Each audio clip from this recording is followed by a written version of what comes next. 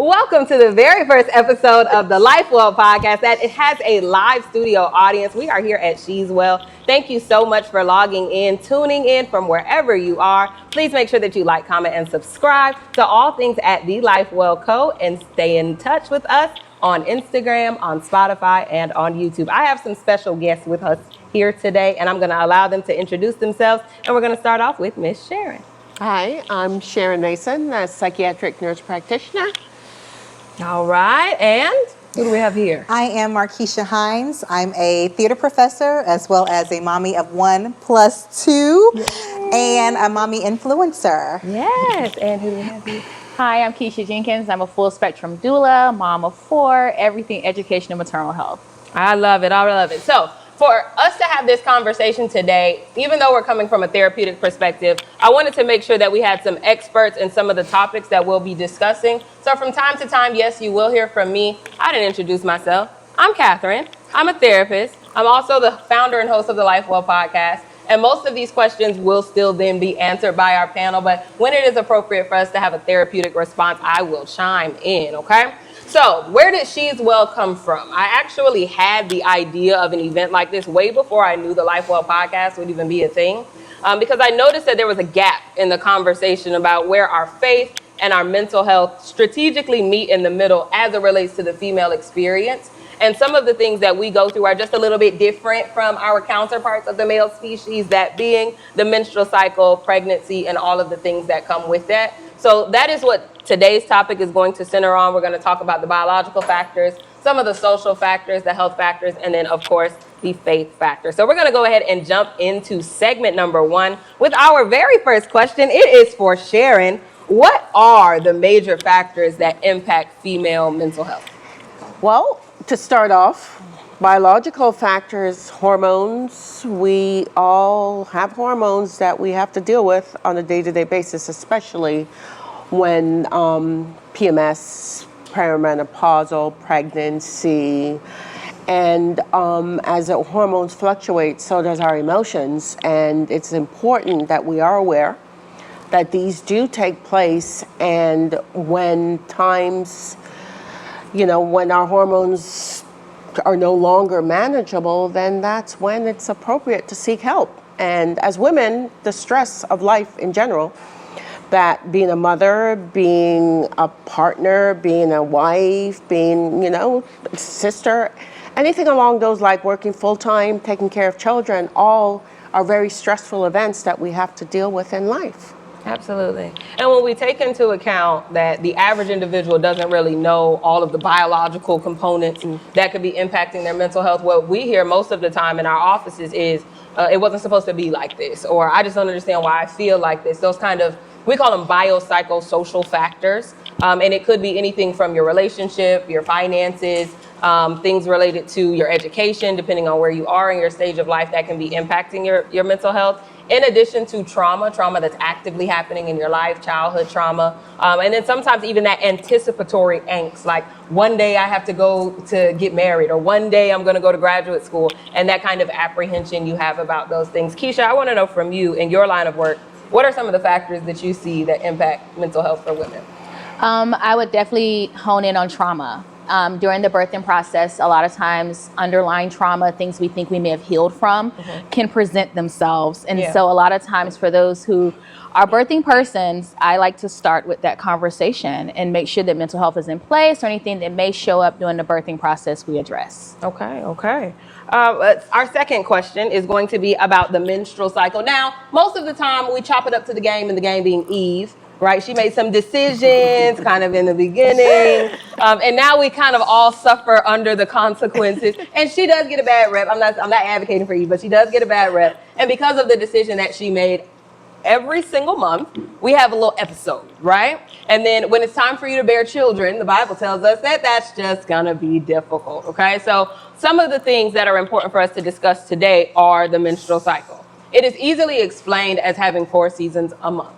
Okay, so you have your 4 seasons out of the year. You got your puffer coat in the winter. You got your spring outfit around May. And then June comes and it's way too hot. It's 103 degrees outside. And then fall happens and then the winter. But That happens inside of your body every single month, all right? So your menstrual cycle has 4 different phases. You have menstruation, you have the follicular phase, you have your luteal phase, and then you have ovulation. And for all of the ladies in the room, if you ever feel like for no good reason you just are feeling off, it's probably that time of the month. I'm going to be completely transparent with you guys. In anticipation for this event, I was very stressed, right? I was very nervous. I was very worried. And having all of these conversations with my friends about my fears became a very teary-eyed moment. And one of my friends said to me, Catherine, have you looked at the calendar yet? I said, no, I didn't look at the calendar. Why do I need to look at the calendar? I know when she's well. She's like, no, look at the calendar and think about what you're talking about this weekend. And sure enough, it kind of made sense why some of the things that I was processing in my outside life was in alignment with what was going on internally, okay? So in addition to the menstrual cycle, there are some other things that impact emotional regulation. Sharon, what are your thoughts on all of this? The fluctuation in hormones, most definitely. Yeah. So, what do they call it? PMS, PMDD, whatever you want to call it.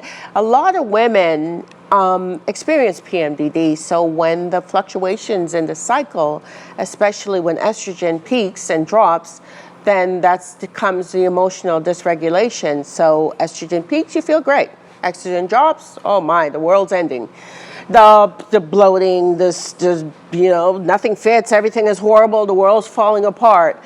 But then you come out of it, and then the cycle starts all over again. Yeah. So all over again, every single month, every single month. Right. So 2 weeks you're feeling on top of the world, and then week 3, here comes the cycle all over again. But again, PMDD is a real diagnosis. It is an actual diagnosis, and some women do not navigate their emotions and their hormones very well, and it does cause severe mental health problems.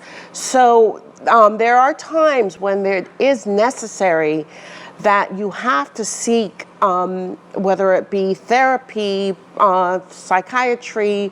There is times when it's absolutely necessary that there is intervention required to navigate the PMS, perimenopausal, menopause, because again, the hormones do affect your serotonin level, and it does affect your moods and dysregulation of your moods. Right. And the stigma, of course, that comes with therapy, we don't want to just, put ourselves in a situation where we're like, oh, I need help. I can't regulate my body and my body's supposed to work this way. I should be able to figure it out. Absolutely not, right? So PMS happens to every menstruating woman, but PMDD is the exacerbation of those symptoms by way of the emotional experience that you're having. So you want to make sure that if you're feeling like your PMS is not like everyone else's, or you're experiencing extreme depressive moods or extreme anxiety that is outside of the norm for you, then you may have a diagnosis outside of the everyday goofy girly things, right? So talk to your therapist, talk to the Lord, talk to your PCP, talk to the Lord, talk to your friends, and you should probably talk to the Lord, and he'll give you the guidance you need to get the information you need, okay? Keisha, in your line of work, do you hear about people complaining of PMDD and PMS and all of those things? I would say PMS, probably prior to pregnancy. I hear a lot of, my mood was this way or my mood was that way, and they use that as a gateway into why their mood is what it is during pregnancy. Yeah. But overall, I think that a lot of times what I've experienced in my practice is that if a patient is suffering from extreme mood swings, sometimes it does need to be addressed and evaluated during pregnancy. Absolutely. Absolutely. And when we talk about the exacerbation of these symptoms, of course, it wouldn't be the Life Well podcast if we didn't talk about Jesus. I want to know, Markeisha, how has womanhood and mental health impacted your faith? Tremendously, I would say. Yeah. There are significant ways that even I didn't tie to mental health that affected my faith. Specifically, I used to suffer, I'm going to go as far as saying dubiety, an extreme case of insecurity. I thought I wasn't good enough. I thought I didn't look good. I thought nobody wanted me. I thought I was ugly, like all of these things. And thus, me thinking like that, I thought I wasn't good enough to be the child of a God that will give me everything that I'm asking for. Right. And I didn't realize the connection between the two until, honestly, I found myself in him. Right. When I found my identity, it was like my whole world changed. Not even like, my whole world did change. Yeah. So when you see me today, I didn't wake up like this. I mean, technically I did. Technically, I put some things together. You know, Yeah. but it's the mental health component of knowing who you are that really can either decline or elevate your faith. Yeah. Knowing who you are and having a level of mental health and seeking out help. Right. That was one thing that I wasn't doing initially that really helped me. If I say I have friends, if I say I have a village, use your friends, use your village to be there the way they say they're there. And when I did that, it opened up a door to be more transparent, knowing myself, finding God, and now I can walk in here and even be on this podcast and be like, hey girl. Yes. I find that mental health and faith is such an interesting intersection because I don't think it's talked about enough. I think we automatically assume that if someone is a believer in Christ, then they also believe that they can have good things and they can, triumph over the world and do all of that. But that's not necessarily the case all the times with believers. A question I ask a lot of my clients almost on a daily is, what is it that you believe? Like, what is your fundamental belief? Because what you believe is going to dictate how you behave. And if you believe that you're not good enough, and if you believe that you're not faithful enough to God for him to bless you, if you believe that you're not a good enough Christian for him to open up doors for you, then you're probably not going to operate in the calling and the authority that we get as believers. So when I transitioned into becoming a therapist, I was a teacher, but before I was a therapist, it was very, very important to me when the opportunity presented itself to allow those two sectors to always collide, because my favorite emotion is something that's very important to faith, which is hope. And the Bible says that hope deferred makes the heart sick. And a lot of people who come to therapy because their heart is sick. And what do we do when your heart gets sick? It means that you believe something fundamentally that may be out of alignment with what God said about you, but you believe it and you have evidence to suggest that it's true. And because of that, you aren't navigating life in a healthy way. And that's the type of stuff that keeps you in the bed, right? They're calling it bed rotting on TikTok.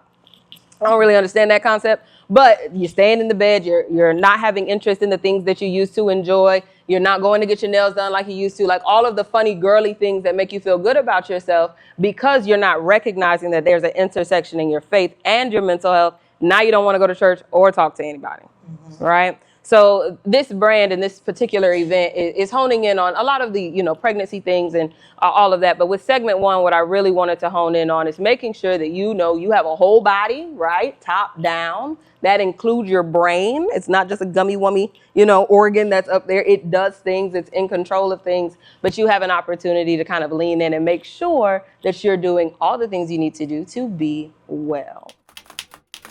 So now that we're all on the same page, that our biology, our mind, and our belief in Christ kind of all meet at this pinnacle point, I want to talk about some of the coping skills that come along with maybe desiring to be a mom one day, or even making the decision that you don't want to have children. So we have some categories that we want to kind of talk about. And those categories are either you are making the decision that you don't want to be a mom, you are already a mom, you are actively trying to conceive, or you are carrying a baby in your womb, in your arms, or just simply in your heart. Okay, so my first question for this segment is going to be for Ms. Keisha. Depending on where somebody falls in one of those categories, how can these one-day moms manage their mental health before they get to you?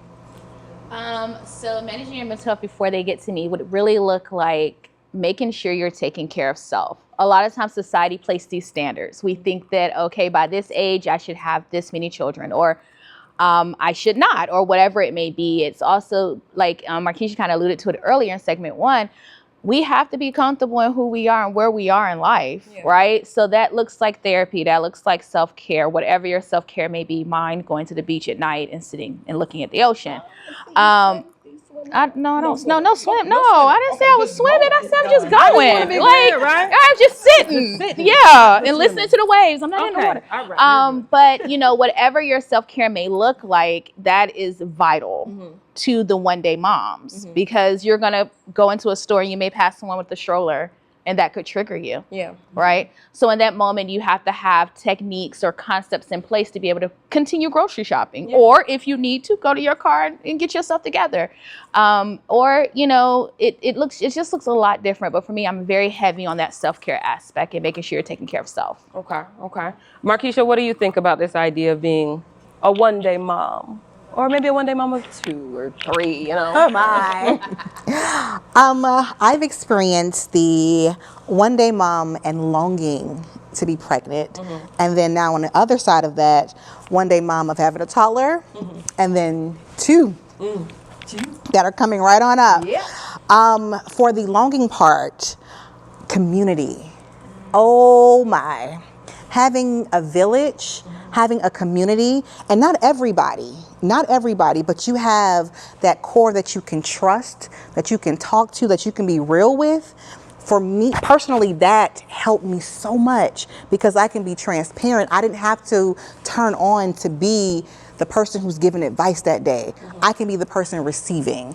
And that allowed me to, when I went to the store and passed by the baby owl, knowing I was waiting 2 years for a baby, but I haven't had one yet, I didn't break down because I already expressed that. I already took it to God in prayer, and I took it to my girls and like, y'all, this is the real. Yeah. So having someone to talk to, and that can be a therapist as well, and being able to be transparent with yourself, honest with your emotions, and letting them out. So community, your village, your girls, your crew, whomever that is for you, that's what I definitely advocate. Okay. Sharon, what do you think about one-day moms, right? So women who are either trying to decide if they want to have children or by way of some other circumstance don't have kids yet. What can we do for just our general health and wellness to be ready to transition into that stage of life? Self-care, absolutely, mental, physical, emotional. It is imperative because the anxiety and the anticipation that comes with it, that will impede, that can affect a pregnancy, becoming pregnant, because you are so stressed and so overwhelmed. And I strongly believe let go and let God. Yeah. Because if you're attached to it and you're so anxious and emotional about conceiving, having a child, sometimes it's that much harder because the mind is a powerful tool. And if you tell yourself it's not going to happen, it will not happen. Right? Yeah. So you have to have faith and you have to believe that is what is for you will be for you. And, if it doesn't happen, that doesn't make you any less of a person. Right. And if, again, therapy, talk to a healthcare professional if you're having trouble navigating the whole concept of getting pregnant or living up to society's expectations. Right. That it's that you have to. It doesn't make you any less of a woman if you're not able to conceive. Yeah. And when it comes to society's expectations, something that is specific for women who have already had children is this idea of postpartum depression, postpartum anxiety. Keisha, in your experience, what is that conversation like with your clients? I start before we have our babies. Okay. So if I get a client before a baby's born, we talk about that before. We talk about what their support system looks like. We talk about the signs, what to look for. And then also, I am also a stickler for therapy. So I give them a list of therapists who are qualified to help them through that process. Yeah. And then I'm a stickler as a person, but I also encourage all doulas, do those check-ins. Send that text. Pop up to that house. Because I'm queen of pop up. I tell all my clients, listen, I'll give you a week. You don't answer, I'm coming to your door. Yeah. And I think that I really believe if we have a conversation before, we know what to expect or what to look for. And then also having a conversation with those in the village, because sometimes as a woman, we don't even know we're going through it. We're just in it, especially as women of color, we're just going. We're going. And so educating those around the birthing person to say, like, this is what it looks like. This is when you may need to help mom seek some attention. Okay. A question I get a lot, Sharon, is, well, what are the signs? How will I know if I'm going to end up with PPD or postpartum anxiety? Are there any signs? There is no signs. There's no signs. There is no signs. Yeah, you could be perfectly fine and never experience anxiety in your life. This is that cream of the crop when it comes to mental health. You have a baby, there's some hormonal implications there, and you end up in a situation with postpartum. Absolutely, and it's vital that you do seek help. Do not suffer in silence. You have to seek help. What does that look like, seeking help, Markeisha? What did that look like for you? For me, I was honest with myself. I had a really good friend. Her name is Catherine. And she volunteered to say, listen, I'm going to be your personal therapist during this postpartum moment. I didn't know how huge that was until I had my baby. And like you said, you're good. And then you have that child. And then you're like, wait a minute. I didn't know.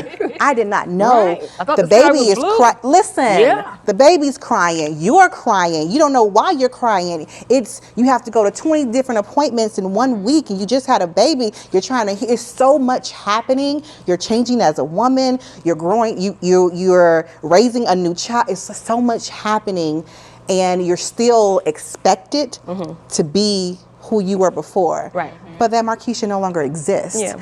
And not really for everyone else, but reminding myself that normal is not normal anymore. Yeah. It's a new normal that we have to create. So being honest and talking about it.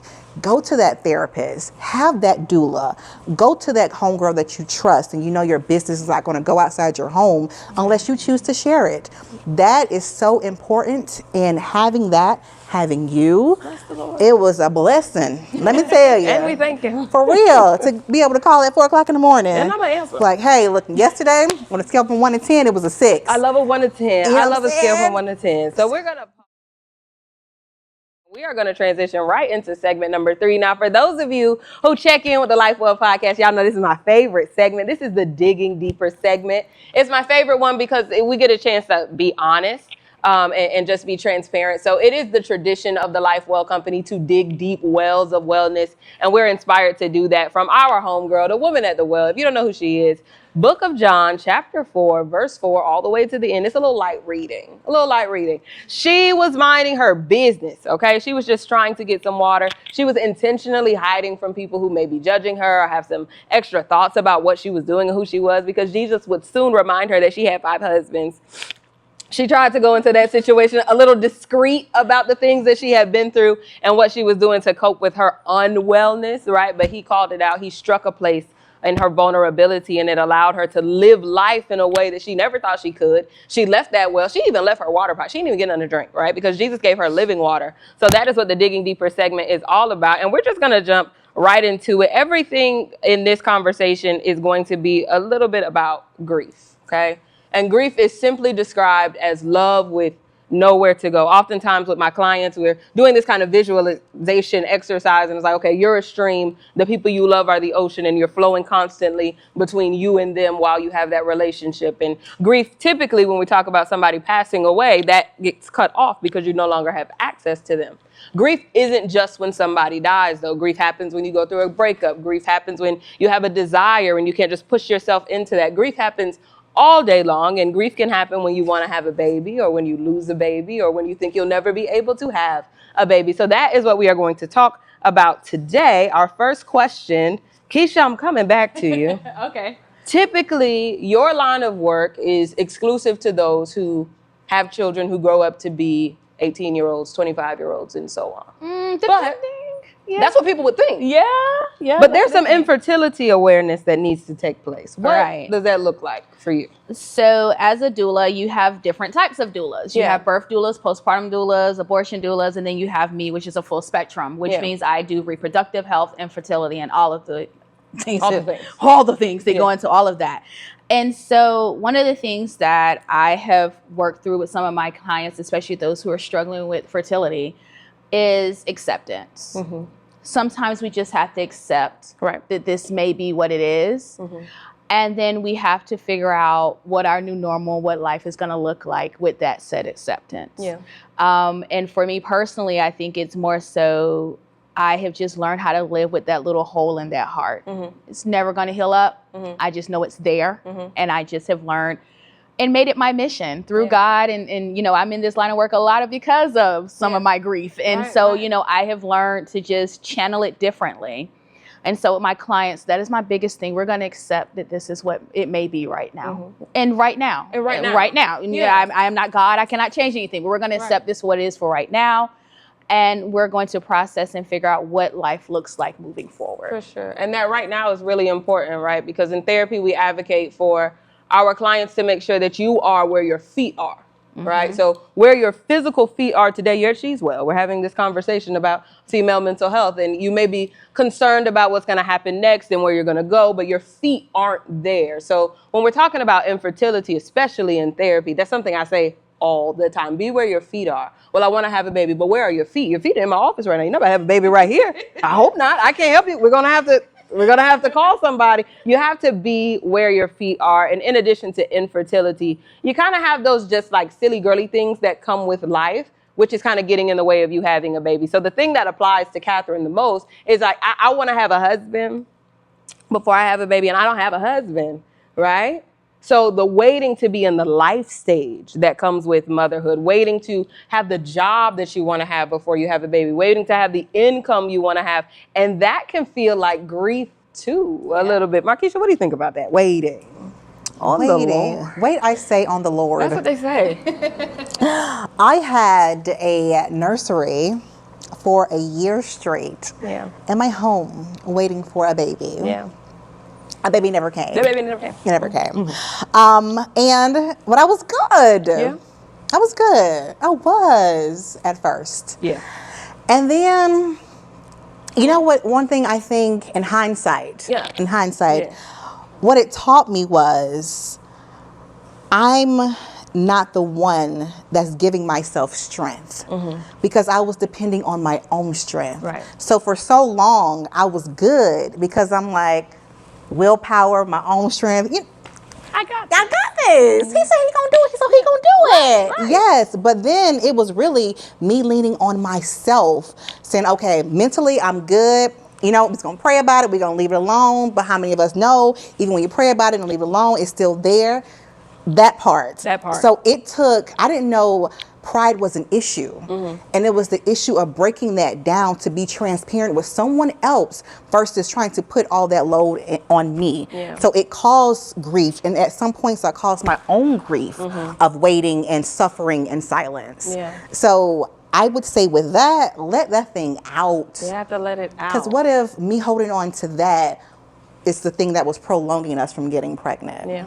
Yeah. Good thing we will never know because we're here now. We're here now. You know? Yeah. And we've been here before. Yeah. And we're here now. Yeah. Loss and longing is such an interesting conversation that we have in a bunch of different aspects in therapy. But of course, we're talking about the girly things. Sharon, when you work with clients, what do you hear the most from women who are struggling with their waiting period? A feeling of inadequacy. Yeah. They've failed themselves and they have failed their partner. And as a woman, they are not fulfilling their destiny. And it's very heartbreaking. It's and then you see women who, it's like they have nothing left to live for, but there is so much more. When you have faith, you have to hold on. You have to hold on, because my philosophy is when you are so attached to something and not let go of it and trust the process, then it doesn't always turn out the way you plan it. Right. And that doesn't mean that it's not going to happen, but you have to let go of the process and trust the process. Right. And I've said that to people before, and they look back at me in my office and they say, well, Catherine, I don't want to let it go. So if holding on to it means that I'm going to stay in pain forever, then I'm just going to stay in pain forever.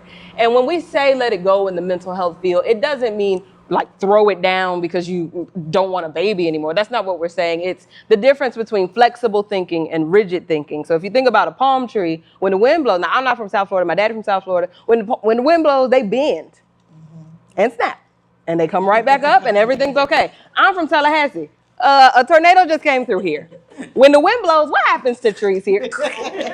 They're rigid. That is what we're talking about when it says let it go. I don't want you to give up on your hopes and dreams of wanting to have a child or wanting to be in the life stage to have that baby, but we have to be flexible in our thinking so that when those things that are outside of your control, which are 99% of the things in this life, when that wind blows, you're able to kind of go with the flow of it instead of snapping in half because things didn't go the way you wanted to go. Now, this is, right, we're sitting on the stage, I'm a therapist, Life Well podcast, but we're also human beings. When life hasn't gone my way, it very much was Tallahassee tornado. uproot the whole mission, okay? Feelings hurt, everything's going to hell in a handbasket. There is no way I'm going to be able to put myself in the situation that I want to be in. My life is over. God, why would you forsake me? That wasn't the situation I was in because I had rigid thinking. I didn't think there was anything else that I could do. What does flexible thinking sound like? Well, I may not be in the life situation I want to be in right now, but I could get there. Right. Because She's Well was an idea that I had 4 years ago. Rigid thinking would have said, well, it'll never happen. Flexible thinking says 2024 is coming, right? You'll be able to do something at that point in your life. You'll still have resources. You'll still have friends. You may feel like you lost the support that you think you need to have the goals that you have, but more people will come. They'll fill in those gaps and you won't feel as alone. But if you're rigid in your thinking, and this is the only way I'm going to live my life, this is the only way that I'm going to have this baby, this is the only way that I'm going to make this money, you're going to end up disappointed, right? Right? But if you have flexible thinking, when the wind blows, you kind of do the palm tree dance, all right? So, of course, we're interactive here. I was the dancer in my previous years. Everybody just flow with me. Be a palm tree. Be a palm tree. What does that feel like for your body? It feels great. Actually. It's easier. It's easier, okay? My best friend was in the band. I would have never done that. It just wasn't for me. In the band, they're very rigid, okay? Everybody go left. Everybody go right. Okay? I was on the dance team. Go left.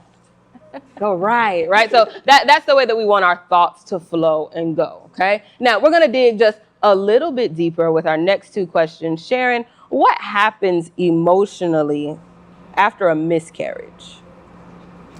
I don't even like the word miscarriage, but that's the one that the scientists picked. Grief. When we miscarry. Grief. Grief. Absolutely. Grief. It's like a deep sense of loss. You can't even measure it. It's like you've lost a piece of you. Yeah. And it's important to continue pushing forward and not sit and dwell in the grief. Of course, feel your emotions. You want to lay in bed and cry. Mm-hmm. Just feel, it's important that you feel your emotions, but not let it control you. Mm-hmm. You have to move forward, but obviously everybody moves at their own pace. Mm-hmm. And it's not say, oh, well, let's just forget about it and move on and pretend it never happened. Absolutely not. If you need support, reach out. Because that grief, it's equivalent to death. You have lost a part of you. Yeah. It's painful. Yeah. What are your experiences with women after a miscarriage? Oh, definitely the same thing. It is the grief. And of course, for me, it's giving them the ability and a space to feel safe with me, to express that grief, but also helping them process what's next, right? Like, no, we're not forgetting that this happened, but I don't want you to sit and dwell in it and that you lose who you are and what you are in that process. And so I like to I think we joked in the back a little bit about doulas being emotional support animals for humans, but that's the truth. And so I like to just open myself up as that safe place and then provide resources. So I let you get it all out. Like, I'm like, okay, get it all out. Say what you need to say. All right, let me hook you up with some therapists, And again, I can't make you go, but I can give you the resources and hope you go and pray you go. Right. And that grief, again, when we talk about it in therapy, what we're looking for is being able to process what emotion you're feeling and encouraging you to move forward. Something I hear a lot is, well, it happened. I still feel this way. Everyone else forgot this happened to me, but I still live with it every single day. The encouraging part of that is God never forgot. Okay? He knows it happens to you. He's sitting with you every single day when you feel it, when you're going through that emotion. But if you feel like people forgot, bring it up. Right? You go to those trusted friend groups. You go to those family members that you can rely on and you say, hey, you remember when X, Y, and Z happened? I was thinking about it the other day. Can I talk to you? 9 times out of 10, those individuals will say yes. And that requires some emotional awareness, right? So if you don't have it, don't give it. Okay? That's how you go into emotional debt. It's harder to get out of than financial debt. But if you have it and you know that someone's going through an experience, then you hold space for them in that way. Okay? There are other ways that people lose babies, though. One that is kind of political, it gets a little nuanced. People don't like talking about it. It's kind of icky. I talked about it on episode number 7 of the LifeWell podcast, The Cycle of Hope, originally titled The Cycle of Depression, but my good gal pal made sure that it didn't come out sad, right? We ain't going out sad. But abortions come with grief. And that's so tricky for some people because they're like, wait a second, you didn't even want that baby. Whoa, I get offended. Why do I get offended? I got pregnant at 16. Not my finest moment. I've done great things, but that wasn't one of them, right? And the decision that was best for me, the individual I was involved with at the time, and my parents was, you're going to college. You're not going to have this baby.